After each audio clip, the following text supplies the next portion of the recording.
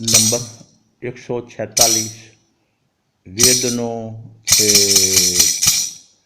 ગુરુદેવના શરણે આવી જાતિમાં અંજાઈ ગયો, અજ્ઞાનમાં અટવાઈને સંસારમાં રૂલાઈ ગયો, અજ્ઞાનમાં અટવાઈને સંસારમાં રૂલાઈ ગયો। વિજાતિનું આકર્ષણ ગુરુદેવ પ્રત્યેનો ભક્તિભાવ ભૂલાવે છે। આ આકર્ષણ શાન ભાન તથા ગુરુના ગાન પણ ભૂલાવે છે। આ આકર્ષણ શાન પણ ભૂલાવે, ભાન પણ ભૂલાવે, ગુરુના ગાન પણ ભૂલાવે।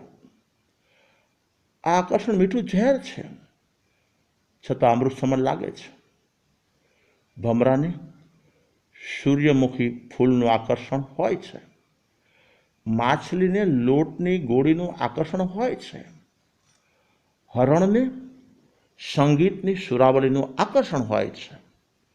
તે દરેક કરતા માનવને પ્રાય વિજાતિનું આકર્ષણ જબરજસ્ત અને પ્રબળ હોય છે।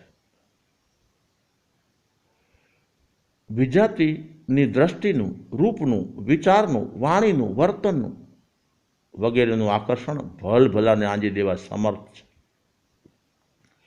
વિજાતિના શબ્દો પ્રાય હંમેશા મીઠા, મધુર અને હૃદય દ્રાવક જ લાગતા હોય છે। વિજાતિના પ્રત્યેક આકર્ષણો મોહનીયનું ઝેર વધારનાર હોય છે। વિજાતિનો સંગ માત્ર છૂપો ટાઈમ બોમ્બ છે, જે રુસ્તમના જીવનને પણ સળગાવી નાખવા સમર્થ છે।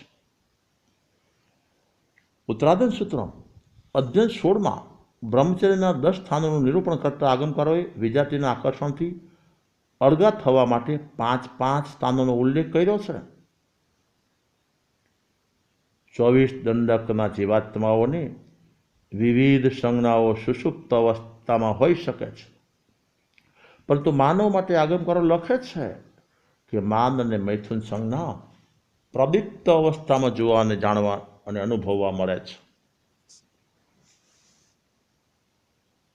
બ્રહ્મચર્ય ઘોરવાસ બંભવયમ ઘોરમ ઉત્તરાધન સૂત્ર અધ્યયન 19 ગાથા 33।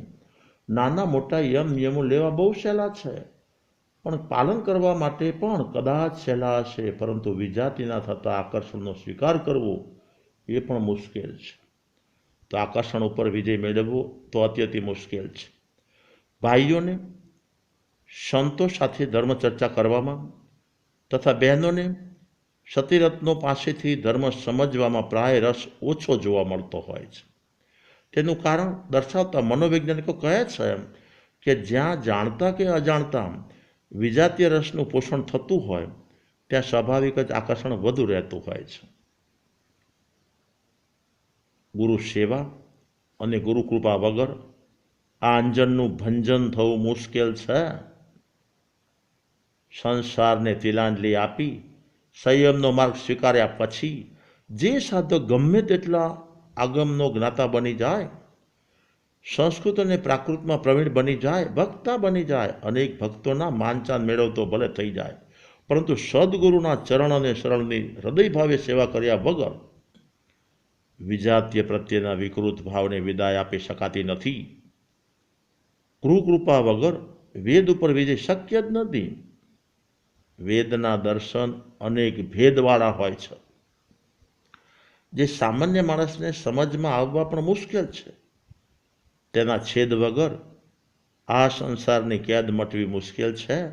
આ બાબતમાં ગુરુગુમ વગરનો સાધક ગોથા ખાતો હોય છે, માટે ગુરુગુમ મેળવી કરી લો વેદનો છેદ, મિટાવો મોહની કેદ। બસ આજે આટલું જ। ધ્રાંગધ્રા સંવંત 2056 ચૈત્ર વદી છઠ સોમવાર તારીખ 24/4/2000।